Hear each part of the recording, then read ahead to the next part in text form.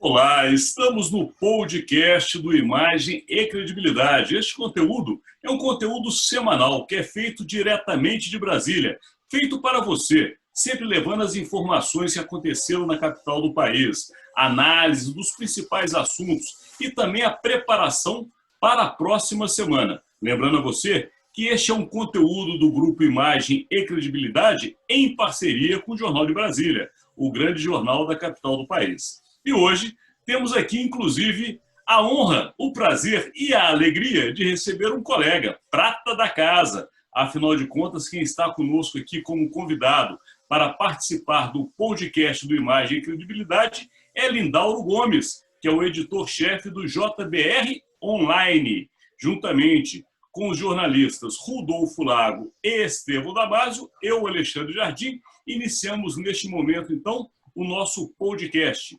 agradecendo a sua presença, afinal de contas, todo o conteúdo é feito para você.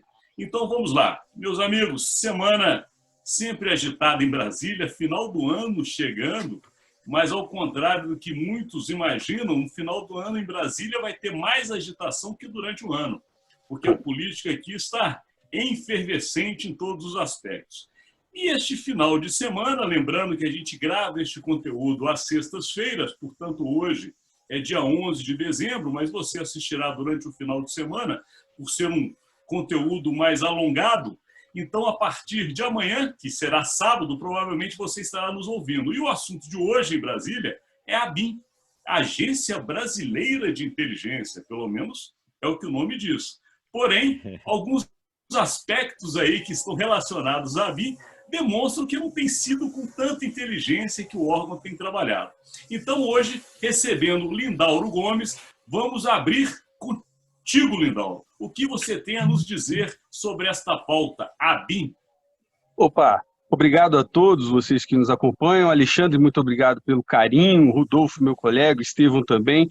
Quero dizer, em primeiro lugar, que sou um admirador e fã de todos vocês e acompanho todos os programas. E estamos aqui, perplexo com essa revelação que nos trouxe a revista Época, documentalmente, porque, de fato, todos já sabiam e se desconfiavam dessa relação entre a Agência Brasileira de Inteligência e o Palácio do Planalto, agora devidamente documentado e zapeado, por acaso. É impressionante porque o diretor, inclusive, da agência, que é o era diretor, seria chefe da Polícia Federal, depois seria até ministro da Justiça e, em final de contas, virou diretor da ABIN, que é o Alexandre Ramagem. E é justamente dele, Lindauro, que você está dizendo, porque ele tentando ajudar o filho do presidente, mas um senador da República, afinal de contas, estamos falando de Flávio Bolsonaro, ele acabou tomando algumas atitudes fora do padrão da inteligência. Foi mais ou menos isso, Rodolfo Lago? É isso, né? Lindauro, prazer enorme ter você, meu colega aí nessa operação do Jornal de Brasília aqui com a gente. É meio, sabe, parece aquela piada do agente secreto com crachá, né? É uma coisa inacreditável, né? Que se tenha um documento cujo título do documento é embasar informações para a defesa de FB, no caso da Alerj, FB Flávio Bolsonaro, ou seja, é absolutamente explícito aí o uso da Agência Brasileira de Inteligência para buscar informações para ajudar o Flávio Bolsonaro na defesa dele com relação ao processo que ele sofre de suspeita de esquema de rachadinha na Assembleia Legislativa do Rio de Janeiro. Está tudo escrito aí no título. E aí, gente, não importa, no caso, se as informações que a Agência Brasileira de Inteligência encontrou, de alguma forma, ajudam o Flávio Bolsonaro a se defender, diminuem, encontram algum tipo de problema na denúncia feita pelo Ministério Público. O problema é que a Agência Brasileira de Inteligência não pode colocar a sua equipe, né, que é uma equipe voltada para atender as coisas do país, do governo, para atender o interesse particular de uma pessoa, mesmo essa pessoa sendo filho do presidente da República. É um negócio impressionante. E aí isso se soma,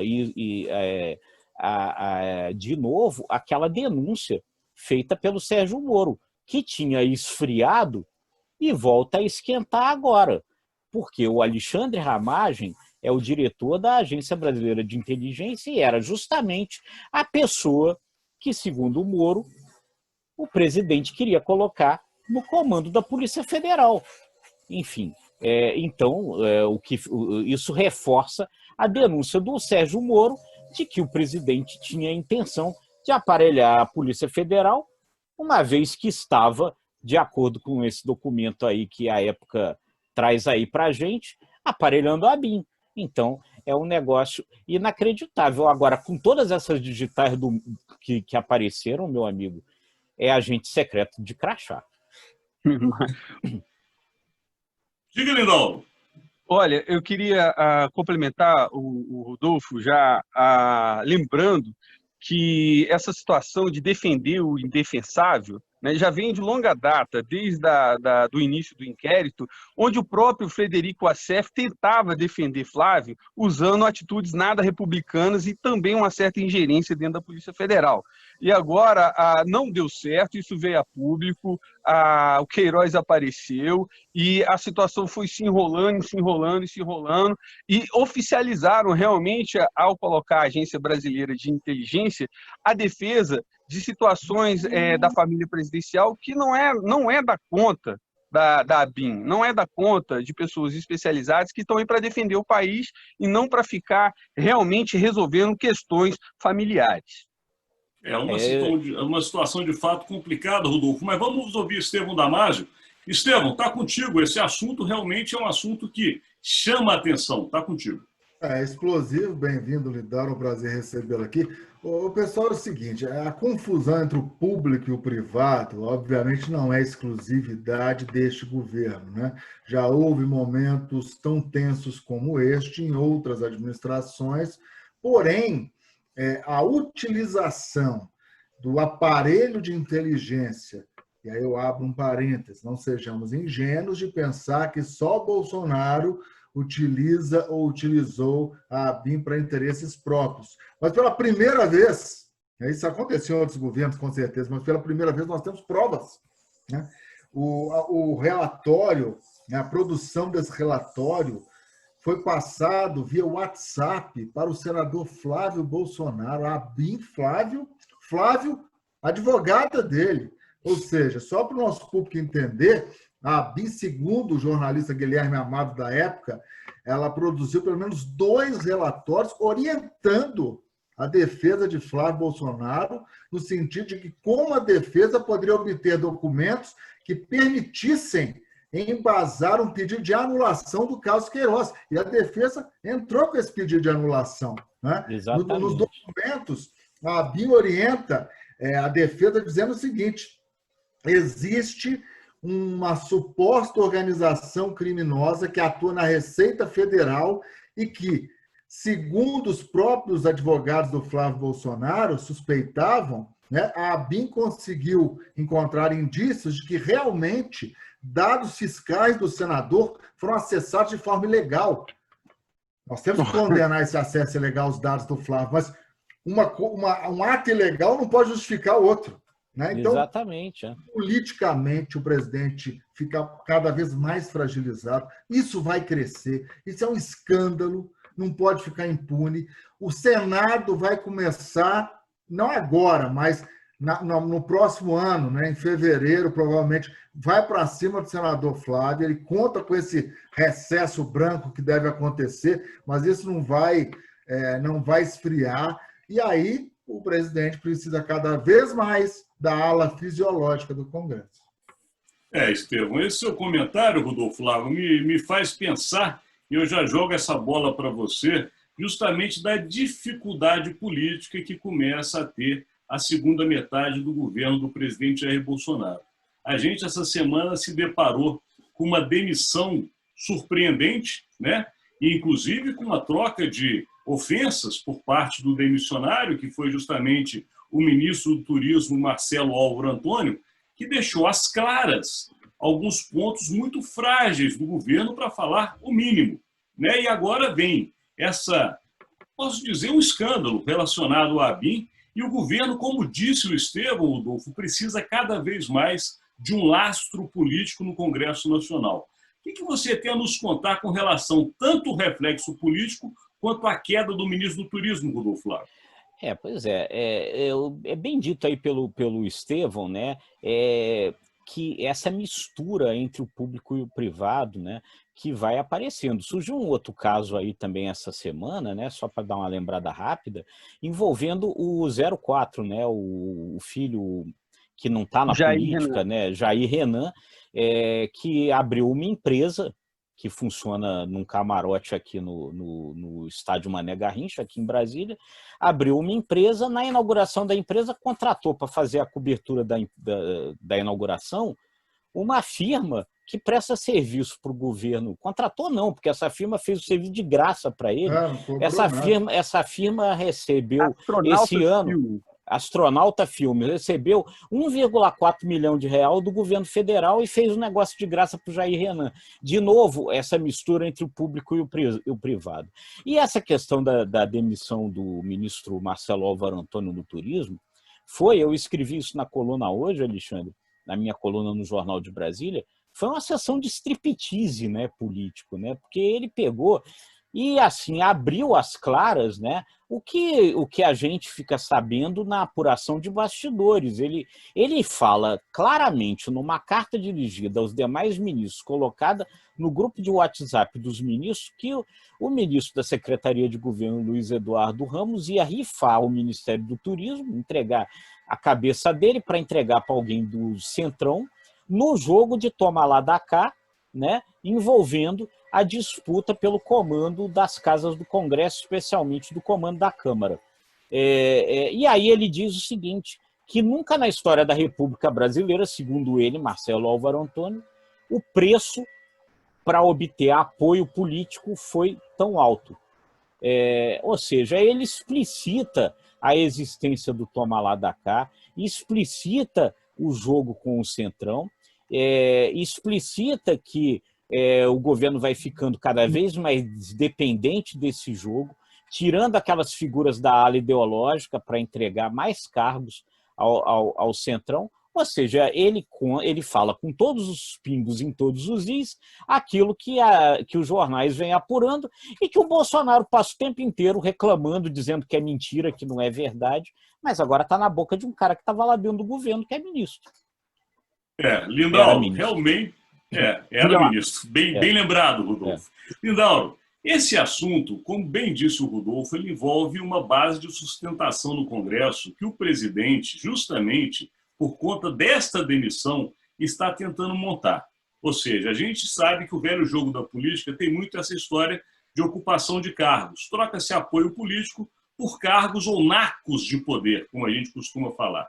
E aí vem para você. O que você tem a dizer? Você acha que, de fato, esta continuidade de negociação vai dar uma base sólida ao presidente ou fará dele um refém do Centrão? Como todos já conhecem o Centrão, quando se fala em Centrão, se fala em Ciro Nogueira, se fala no Arthur Lira, se fala no PP em si, em outros partidos ali que navegam em torno deles, que são os principais atores do Centrão, a gente também não pode esquecer, sabe de uma coisa, meus amigos, o Ministério Público. Porque não é possível que o Procurador-Geral da República vai ver essa situação toda ocorrendo no país, seja em relação ao Jair Renan, ou ao próprio Flávio, e não vai ter uma posição firme diante disso. Então, além de uma reação política em todos esses casos, eu acredito que vai ter uma reação jurídica, porque a oposição cobra e cobra caro. Em relação à questão dentro do Congresso Nacional, o Centrão joga pesado, não só por cargos na esplanada, mas também com seus aliados. Hoje, há um exemplo claro na capital da República. Hoje, nessa sexta-feira, 11 de dezembro, viu-se aqui em Brasília a exoneração a pedido da atual secretária de Esporte, Celina Leão, que está voltando à Câmara né, desalojando Tadeu Filipelli, que é um votar, ele ia participar da eleição e com certeza iria votar no Baleia Rossi. Com a volta da Celina, o Centrão adquire mais um voto. Isso aconteceu no DF, está acontecendo no Brasil inteiro. O Centrão joga duro e também cobra caro. Muito bem lembrado, Lindauro. E agora, Estevão Damaso, vai para você com essa última frase emblemática do Lindauro Gomes. Eu acho que exemplifica bem, né? O Congresso, nesse momento, o parlamento está nu no que diz respeito à transparência forçada, investigada pela imprensa, que explicita bem o vale tudo nessa disputa pelo poder das duas mesas diretoras, Câmara e Senado. Né? É emblemática a reunião entre o Arthur Lira e o PT, uma reunião que vazou, né? Hoje tem até foto da reunião, a Gleice sentada com o Arthur Lira, e o Arthur Lira teria, até para obter o apoio do PT, eu não estou falando de PP, não, pato, é pato tatu, PT, para apoiar o Lira, que tem o aval do Bolsonaro. Quer dizer, quem é leigo não deve estar entendendo mais nada, né? Só entende que o que vale para eles é manter o poder deles, aumentar os nacos de poder das legendas às quais eles estão filiados. Então, ele sinaliza para o PT que, conquistando a presidência da casa, vai fazer de tudo ou vai se esforçar para mudar a lei, né, da ficha limpa, né? Ou o pacote de medidas contra a corrupção. Quer dizer, é um escárnio total perante a população, perderam literalmente a vergonha, né, porque a imprensa, o papel da imprensa é continuar investigando e expondo essas tratativas, por mais esforço que eles adotem para mantê-las nos bastidores, mas nada resiste ao poder de uma imprensa livre. E aí você vê que ninguém está preocupado, né, com o futuro do país, com a retomada do crescimento econômico. Nesse momento, a ordem é liberar emendas do Palácio do Planalto para conquistar votos para o Arthur Lira, que está de namoro com o PT. Pato tatu. Estevão, você já acabou trazendo até esse assunto que realmente está na nossa pauta, que é a disputa das mesas diretoras. E dentro dessa disputa, eu lhe faço uma pergunta antes da entrada do Rodolfo, que é justamente com relação ao ministério que ficou vago. Você acha que o Ministério do Turismo garante a eleição do, obviamente, candidato do governo Arthur Lira? Não, só o Ministério do Turismo de jeito nenhum, né? Mesmo porque o presidente da Embratur está ocupando, pelo menos até o momento, né? Ele toca sanfona e vai tocar agora o Ministério do Turismo. Já fez um apelo que privilegia só a economia, né? Ele não está pensando no coronavírus, ele acha que o turismo não pode ser prejudicado, que não pode ter lockdown em nenhum destino turístico, enfim, a mentalidade do governo. Mas a gente vai falar de coronavírus mais para frente. Você notou que eu estou hoje antecipando tudo quanto é assunto, né? Não tem problema. Eu já antecipo. Mas é tudo muito interligado. Então, somente o Ministério do Turismo não dará ao presidente Bolsonaro uma base numérica. Eu evito a palavra sólida, porque base sólida Bolsonaro nunca terá. Mas eu uso a palavra base numérica, um número maior que lhe dê pelo menos alguma margem de segurança nas votações. Vai ter que oferecer Ministério do Meio Ambiente, Ministério das Relações Exteriores e o Ministério da Educação, porque convenhamos, hein? Esse ministro da Educação também não justificou a que veio até o momento.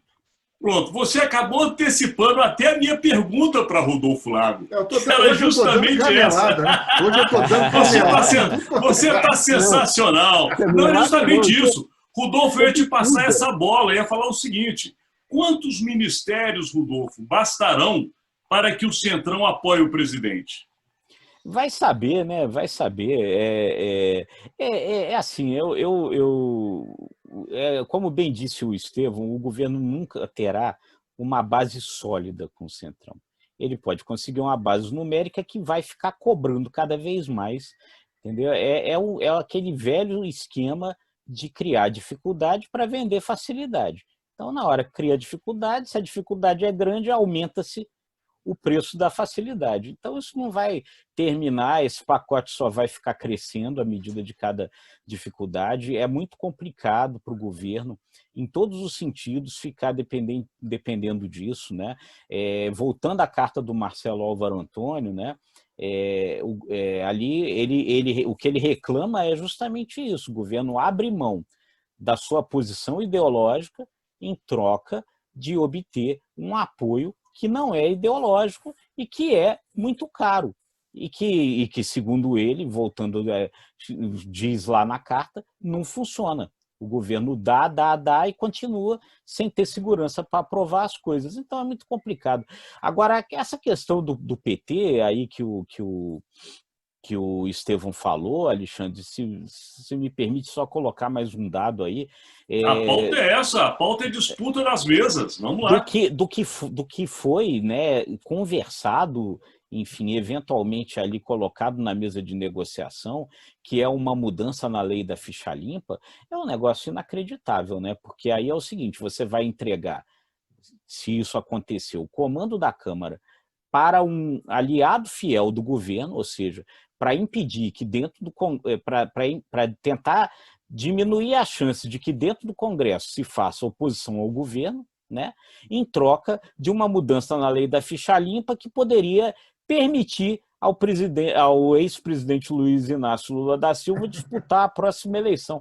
É um jogo muito maluco, né? Quer dizer, você fortalece o atual governo para ver se depois, lá na frente, você consegue derrubar o mesmo governo. O Brasil é difícil de entender, né? O Brasil é complicado, rapaz. E a política feita no Brasil consegue ser mais complicada. Está contigo, Lindau. O que você tem a nos dizer sobre essa disputa das mesas Câmara e Senado? Eu acredito que ainda falta um ministério.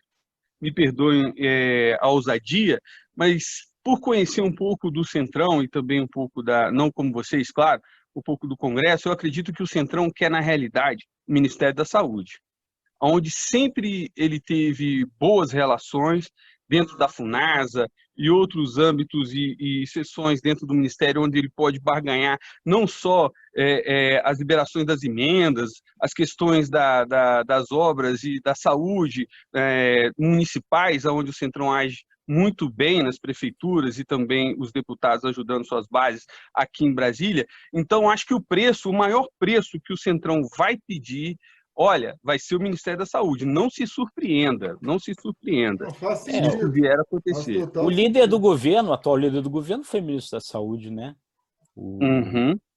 E aí, não vão servir não só traíras, tilápias, mas também outros animais da fauna brasileira. O problema, Lindau, eu acho que faz sentido, mas o grande desafio no Ministério da Saúde é encontrar alguém tão subserviente como tem se demonstrado o atual ocupante da pasta, porque o presidente Bolsonaro já deixou claro que ele quer alguém que reze pela cartilha dele. Então, qual quadro do Centrão hoje toparia assumir essa posição? É complicado, né? Ricardo Barros. O líder, né? O líder na Câmara. Pode ser. Boa aposta, é uma boa aposta. Boa aposta. Não, a lógica que foi colocada pelo Lindau tem muito a ver com realmente, infelizmente, a lógica da política e principalmente do Centrão. São ministérios que, de fato, têm sempre um alvo, né, assim, que esses caras buscam, porque é dos grandes contratos, das grandes verbas, né, que dá opções, inclusive, de colocar muitos apadrinhados nos estados, nos municípios, enfim. Mas eu lembro a vocês um comentário que eu ouvi há alguns anos de um importante líder do Brasil, da política, que hoje não está mais no mundo da política, mas ele dizia claramente: o que interessa no Brasil, para quem quer fazer o jogo, são apenas 3 lugares. Ministério da Fazenda, que na época se chamava assim, hoje é Economia, Petrobras e Banco do Brasil. Olha. Ele falou: quem comanda esses 3 lugares não precisa de mais nada. Tendo uma pessoa amiga no Ministério da Justiça, o jogo está jogado. Para vocês verem como é o Brasil, não é de hoje, é de algumas décadas atrás. Mas vamos lá. Ainda temos pautas aqui, inclusive a nossa pauta dessa Semana que também foi colocado e não tem como sair fora, né, porque é um assunto que toca a vida de todos nós no Brasil e no mundo, é a questão da coronavírus, da Covid. Nós estamos aí agora avançando, pelo que tudo indica, por um plano nacional de imunizações, mas ainda muito complicado e longe da realidade que todos desejaríamos, porque a politização em torno das vacinas também continua. Então, Lindauro, eu vou continuar contigo e depois vamos a Rodolfo Lago e Estevão Damasio para saber a sua análise com relação à questão Covid, vacinas, enfim, essa guerra, como a gente tem dito. Trágico. A palavra é trágico. Quando se vê a politização de uma situação que mexe com a vida de todos, ou seja, a saúde, né, a saúde de todos os brasileiros em voga, quando você vê uma disputa política entre dois atores políticos de relevância nacional, o próprio presidente da República e o governador de São Paulo, só nos resta chorar de raiva, porque Dória defende o seu. Claro, ele como governador e aspirante ao Palácio do Planalto em 2022, saiu na frente, isso é inegável. Isso é inegável. Ele saiu na frente, jogou e combateu o bom combate político e ganhou até este momento. E levou o Palácio do Planalto à loucura. Tanto é atitudes do próprio Pazuello de ir e voltar, vamos ter vacina, não vamos ter vacina, temos plano, não temos plano, isso chocou o país. E essa situação de toma lá da cá, é ridícula, porque a mesma mão que faz o toma lá da cá, ela encontra lá na frente o dedo que aperta a urna eletrônica. Então, isso tudo vai ter um reflexo nas eleições. O povo deixou de ser bobo há muito tempo. O Zap Zap, o mesmo Zap Zap que é usado para o mal e para defender FB, seja de Facebook ou Flávio Bolsonaro, é também aquele que reivindica. Perfeito, muito bem colocado. Então vamos agora a Rodolfo Lago. O assunto é Covid, Rodolfo. Pois o governo, né, ficou claramente correndo atrás do prejuízo, né?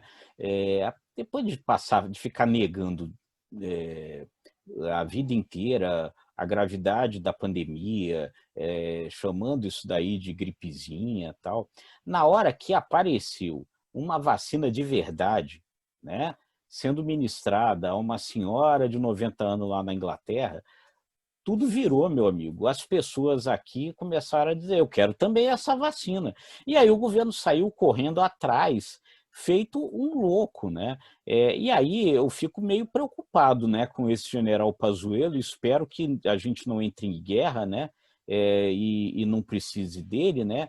E ele não vai encomendar, aí 70 milhões de fuzis e esquecer de comprar as balas, né?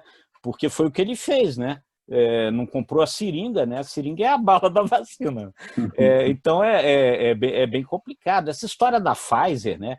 O ministro, uma semana antes, numa entrevista coletiva, diz assim, não, a vacina da Pfizer é impossível, não podemos comprar porque nós não temos onde armazenar essa vacina porque ela precisa ficar a 70 graus negativos.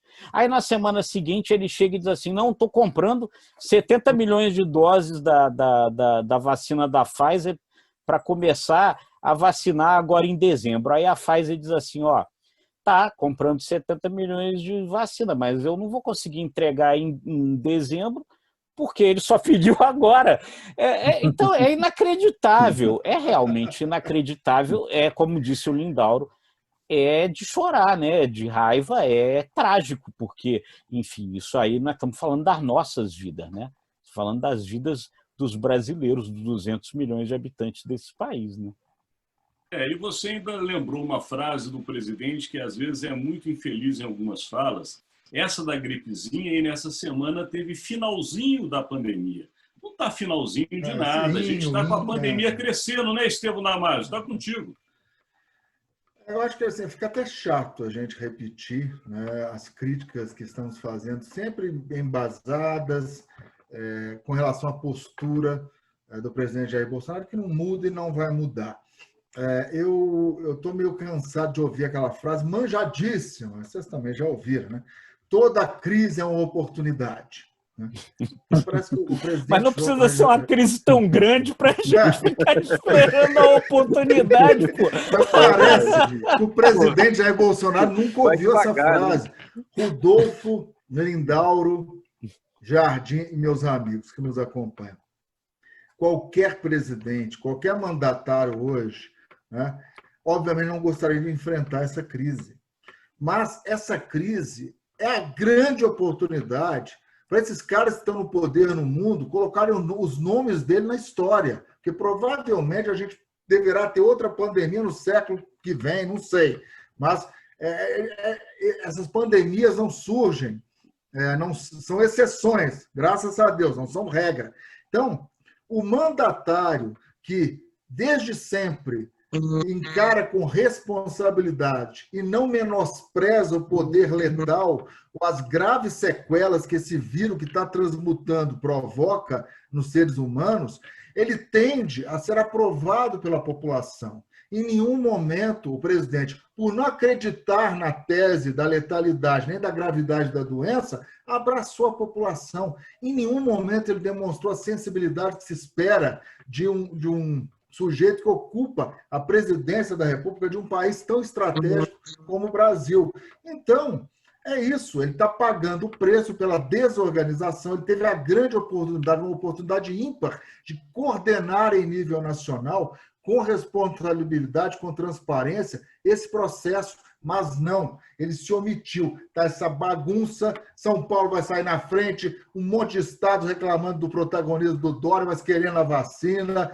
Essas idas e vindas do Pazuello é um balaio de gato. Eu entro muito no JBR Online, nosso parceiro. Eu acho que o site está sensacional. Mas hoje eu vou pedir desculpas a você, Lindauro.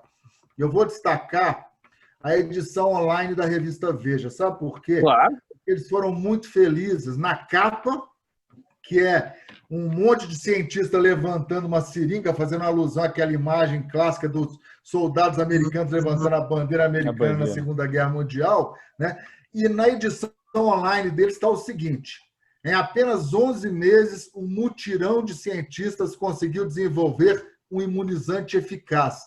Por aqui, contudo, o vírus ideológico pode atrasar o processo. Eu só vou corrigir essa frase da Veja. Pode não, já está atrasando o processo. Então, a Veja foi nevrálgica nesse título e nesse olhinho aqui desse momento do site deles. Não, belo destaque, Estevão Damasio. Belo destaque. Diga, Lindão. Não, eu concordo com o Estevão. Realmente foi uma edição primorosa. Há de se aplaudir, né? Nem todo dia Romário faz gol, diga-se passagem. Agora, me lembro também, Estevão, legislando em causa própria, que no dia que aquela senhorinha referida pelo nosso colega Rodolfo Lago estava recebendo a vacina em Londres, estávamos online através da France Press e também do jornaldebrasilia.com.br, colocando o V da vacina e o V da vitória. Nesse caso, não, eu vi. Está na frente. Bem lembrado, bem lembrado. Mas a questão, Estevão Damasio colocou muito bem, e a gente agora vai ter que caminhar para aquele bloco das projeções, mas dando um fechamento na questão da Covid, o tempo corre, amigo. O tempo corre para o governo, não é verdade? Que não faz o seu papel, e também corre para nós, que temos que fazer o nosso. A gente não tem como mais adiar isso. Mas o que eu queria destacar, Estevão, do que você disse, é justamente essa questão da crise. O grande problema numa crise é justamente não se enxergar o tamanho dela. E o presidente tem cometido um grave erro quando se está num gerenciamento de uma crise. Você tem que enxergar a crise do tamanho que ela é. Você tentar diminuir o tamanho da crise, você não faz ela ficar menor. Na verdade, você diminui a sua capacidade de combatê-la. Isso é um erro estratégico imenso num gerenciamento de crise. Mas, infelizmente, é o que a gente tem visto. Vamos agora para aquele momento. Afinal de contas, quem está nos ouvindo, também nos vendo, está escutando e vendo no final de semana. E a semana começa com muitas projeções, com muitas expectativas. Afinal de contas, como dissemos, Brasília está efervescente. Então, vamos iniciar esse bloco agora das projeções da próxima semana. Iniciando com o nosso convidado, mas também parceiro do jornal, já que é o editor do JBR Online, Lindauro Gomes. Lindauro, as suas projeções para a próxima semana. Pois bem, aliás, na realidade, a minha aposta, a minha projeção para essa semana ficará por conta das eleições na Câmara dos Deputados. É uma situação atípica, é um jogo duro e muita água tende a rolar durante essa semana, mesmo no final do ano. Também espero, creio em Deus, que o Ministério Público também se tome, né, de uma maneira de chegar junto com toda essa história que está acontecendo em torno da família Bolsonaro. Não há como não esperar de outra forma que o Procurador-Geral da República, Augusto Aras, se posicione e cobre firmemente a resposta a toda essa situação. Perfeito. Da aposta, então, que é uma projeção para a próxima semana de Lindauro Gomes, vamos para a projeção de Rodolfo Lago. Está contigo, Rodolfo. Eu projeto que vai continuar esse jogo de canelada aí na Câmara dos Deputados, né? Essa foi uma semana de fortalecimento da candidatura do Arthur Lira, então eu imagino que semana que vem o grupo do Rodrigo Maia vai reagir, né? E para não perder esses espaços aí, né? Então acho que semana que vem as caneladas do grupo do Rodrigo Maia para contrapor as caneladas do grupo do Arthur Lira dessa semana. Todos de olho nas eleições. Vamos lá, Estevão Damasio, sua projeção para a próxima semana. Mesmo sendo a fórceps, eu acho que a Anvisa vai ser obrigada a mudar a postura dela e projetar uma maior agilidade na análise, né, dessas vacinas que estão chegando aí. Ela não pode ficar a reboque, mesmo porque já há uma lei que o Rodolfo bem destacou, em caso de situações de emergência e com o aval de uma das 4 agências no mundo que fazem um papel semelhante ao da Anvisa, não precisa nem do aval da Agência Nacional de Vigilância Sanitária. E o Congresso já está se mobilizando também, o Supremo já está de olho, enfim, tem que sair essas vacinas, a gente não pode ficar esperando 60 dias o prazo normal da Anvisa, não. Perfeito, Estevão. Eu vou manter uma projeção que, na verdade, já continua desde a semana passada. Eu já projetava o que tem acontecido, que é a paralisia do Congresso Nacional. Todos estão de olho realmente nas eleições da Câmara e do Senado, e as lideranças políticas só veem eleição na frente e não deixam andar a pauta. Essa é uma grande dificuldade que existe no Congresso Nacional e que atrapalha a vida de todos nós. E vou deixar como exemplo desta paralisia, por incrível que pareça, uma decisão que saiu nessa sexta-feira, talvez vocês já conheçam, porque deve estar nos assistindo no sábado, que foi justamente a desistência da votação da PEC emergencial. Vejam bem, uma PEC que tem o nome de emergencial, que trata do assunto mais sério, que é a pandemia da Covid, não será votada. O relator, o senador Márcio Bittar, desistiu de apresentar. O assunto caducou. Dá para imaginar? Se o que é emergencial caduca, imagino que não é. Então chegamos ao final do nosso podcast do Imagem e Credibilidade desta semana,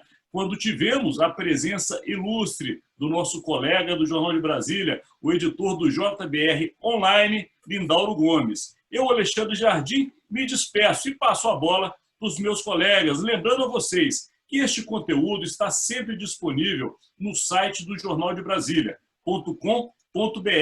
também no site do imagemcredibilidade.com, nas redes sociais e no Spotify. Lembrando a você que também durante a semana temos o nosso conteúdo diário, que é o JBR News, levando a você o principal fato da capital federal. Eu me despeço aqui e, como disse, bola no pé dos meus parceiros, Rodolfo e Estevão Damasio. Está com vocês.